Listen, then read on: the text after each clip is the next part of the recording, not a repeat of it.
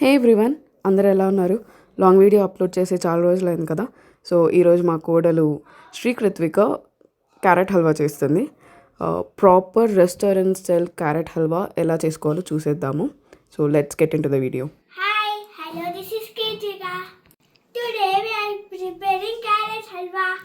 We need carrot, milk, ghee, kova, badam and cashew. First we need rabdi. To prepare rabdi, we need half liter of milk.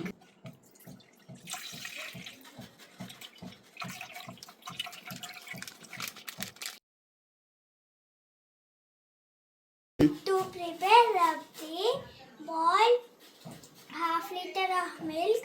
Stir continuously. Rabri ప్రిపరేషన్కి 1/2 litre of milk తీసుకోవాలి. అది 1/2 litre of మిల్క్ని బాగా boil చేయాలి.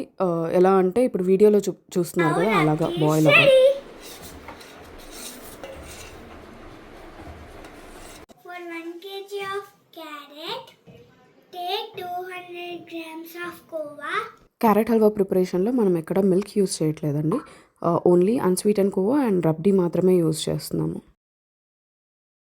Now boil carrot until water is evaporated. ఇక్కడ మనం తీసుకున్న carrot వచ్చి red carrot అండి, నార్మల్ క్యారెట్ కాదు. సో ఇది వచ్చి మనకి పచ్చి వాసన పోవడానికి బాగా వేగడానికి చాలా టైం పడుతుంది. సో మీరు అంత టైం మీకు లేదు అని అనుకుంటే మీరు కుక్కర్లో కూడా పెట్టుకోవచ్చు.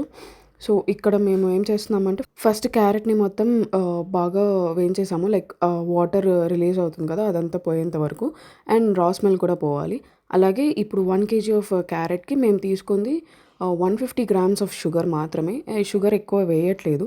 అండ్ ఈ షుగర్ కూడా ఇప్పుడు వీడియోలో చూస్తున్నారు కదా, ఈ వాటర్గా వస్తుంది. ఇదంతా ఎవాపరేట్ అయిపోవాలి. కొంచెం టైం టేకింగ్ ప్రాసెస్ అయ్యేది. ఏం చేస్తున్నావు కీకి? ఇలాచి దంచుతున్నా. అవునా, దేనికి? Carrot halwa.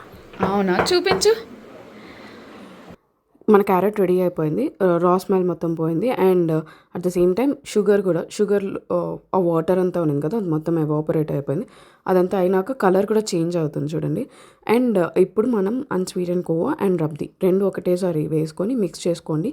At the same time ఇలాచీ చాలా ఇంపార్టెంట్ ఈ రెసిపీలో. ఇలాచీ పౌడర్ మీరు ఖచ్చితంగా తీసుకొని పెట్టుకోండి. ఇంకోటి నెయ్యి మేము తీసుకుంది 100 grams. బట్ 100 grams అయితే నేను ఎక్కడ యూజ్ చేయలేదు. ఒకేసారి నెయ్యి అస్సలు వేసుకోకూడదు, కొంచెం కొంచెం వేసుకుంటూ వెళ్ళాలి. నేను ఇప్పుడు ఒక 1 స్పూన్ లైక్ 2 spoons ఆఫ్ గీ వేసుకొని మిక్స్ చేసుకున్నాం. అది బాగా మిక్స్ అయిన తర్వాత కాసేపటికి ఇంకొక 2 spoons అలా వేసుకున్నాను.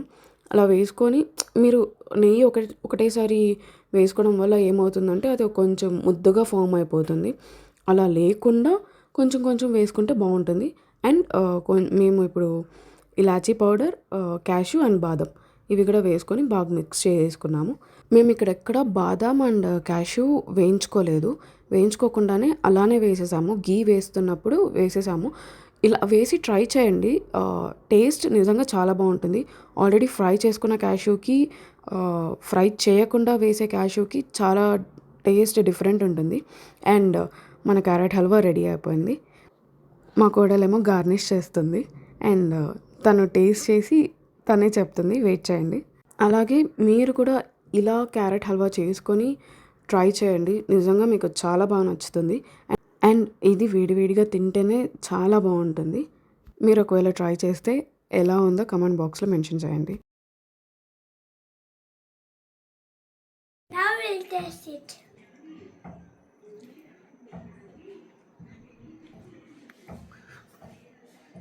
సూపర్. మీరు చేసుకొని ఎట్టుందో కామెంట్ బాక్స్లో చెప్పండి. Thank you. Bye. Love you.